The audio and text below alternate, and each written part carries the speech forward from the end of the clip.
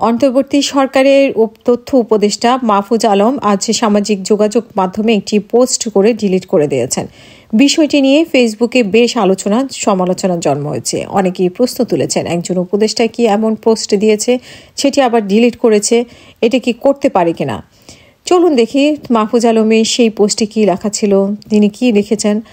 আমাকে নিয়ে নোংরামি করছো, ঝামেলা নাই, ফ্যামিলি নিয়ে টাইনো না, যুদ্ধ অপরাধের সহযোগী রাজাকারেরা, এটা লাস্ট ওয়ার্নিং। আর যে চুপসা শিবিরে এই সরকার পদ বাগাইছো আর বিভিন্ন সুশীল ব্যানারে খুলে পাকিস্তান পন্থা জাহির করতেছ, তোমরা তোমাদের পূর্বপুরুষের রাজাকার আর দালালের তুলনায় আরও বেশি অধিক ভুগবা।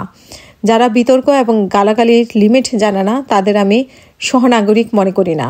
পাকিস্তানপন্থীরা যেখানেই থাকবে সেখানেই আঘাত করা হবে আমৃত্যু। ঢাকা বিশ্ববিদ্যালয় এর রাজাকারদের আগে ঠেকানো হবে।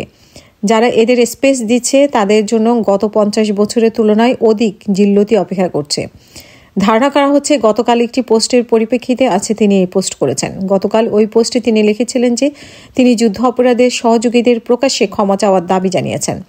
মাহফুজ আলম তার ফেসবুক পোস্টে লেখেন, 71 প্রশ্নে মীমাংসিত করতেই হবে, যুদ্ধ অপরাধের সহযোগীদের ক্ষমা চাইতে হবে, বাংলাদেশের রাজনীতি করতে হলে পাকিস্তান পন্থা বাদ দিতে হবে। পাকিস্তানে এই দেশের গণহত্যা চালিয়েছে এবং তাদেরকে পাকিস্তান অফিসিয়ালি ক্ষমা চাইলেও আবারও ক্ষমা চাইতে রাজি হলেও যুদ্ধ অপরাধের সহযোগীরা এখনও ক্ষমা চায়নি। ইনিয়ে বিনিয়ে গণহত্যার পক্ষে বয়ান উৎপাদন করছে।